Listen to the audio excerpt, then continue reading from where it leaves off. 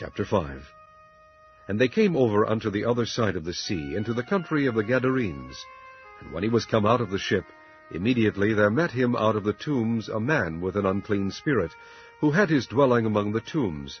And no man could bind him, no, not with chains, because that he had been often bound with fetters and chains, and the chains had been plucked asunder by him, and the fetters broken in pieces, neither could any man tame him. And always night and day he was in the mountains and in the tombs, crying and cutting himself with stones. But when he saw Jesus afar off, he ran and worshipped him, and cried with a loud voice, and said, What have I to do with thee, Jesus, thou Son of the Most High God? I adjure thee by God that thou torment me not.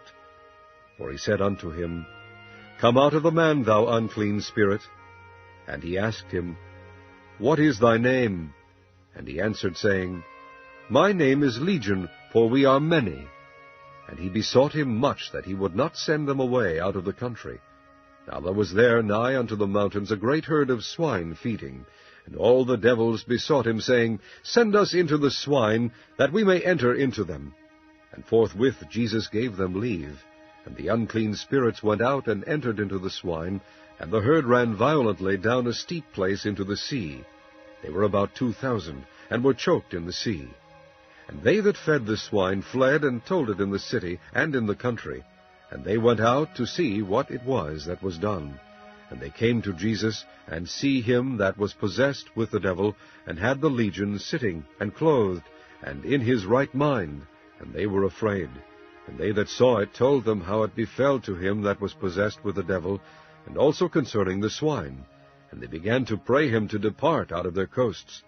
And when he was come into the ship, he that had been possessed with the devil prayed him that he might be with him. Howbeit Jesus suffered him not, but saith unto him, Go home to thy friends, and tell them how great things the Lord hath done for thee, and hath had compassion on thee. And he departed, and began to publish in Decapolis how great things Jesus had done for him, and all men did marvel. And when Jesus was passed over again by ship unto the other side, much people gathered unto him, and he was nigh unto the sea. And behold, there cometh one of the rulers of the synagogue, Jairus by name. And when he saw him, he fell at his feet, and besought him greatly, saying, My little daughter lieth at the point of death. I pray thee, come and lay thy hands on her, that she may be healed, and she shall live. And Jesus went with him, and much people followed him, and thronged him. And a certain woman, which had an issue of blood 12 years, and had suffered many things of many physicians, and had spent all that she had, and was nothing bettered, but rather grew worse, when she had heard of Jesus, came in the press behind, and touched his garment. For she said, If I may touch but his clothes, I shall be whole. And straightway the fountain of her blood was dried up, and she felt in her body that she was healed of that plague. And Jesus, immediately knowing in himself that virtue had gone out of him, turned him about in the press, and said, Who touched my clothes? And his disciples said unto him, Thou seest the multitude thronging thee, and sayest thou, Who touched me? And he looked around about to see her that had done this thing. But the woman, fearing and trembling, knowing what was done in her, came and fell down before him, and told him all the truth. And he said unto her, Daughter, thy faith hath made thee whole. Go in peace, and be whole of thy plague.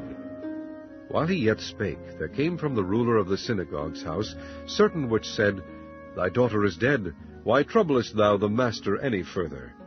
As soon as Jesus heard the word that was spoken, he saith unto the ruler of the synagogue, Be not afraid, only believe.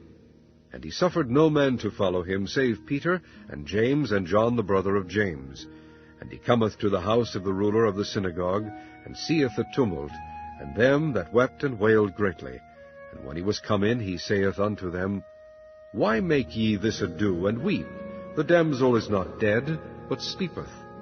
And they laughed him to scorn. But when he had put them all out, he taketh the father and the mother of the damsel, and them that were with him, and entereth in where the damsel was lying.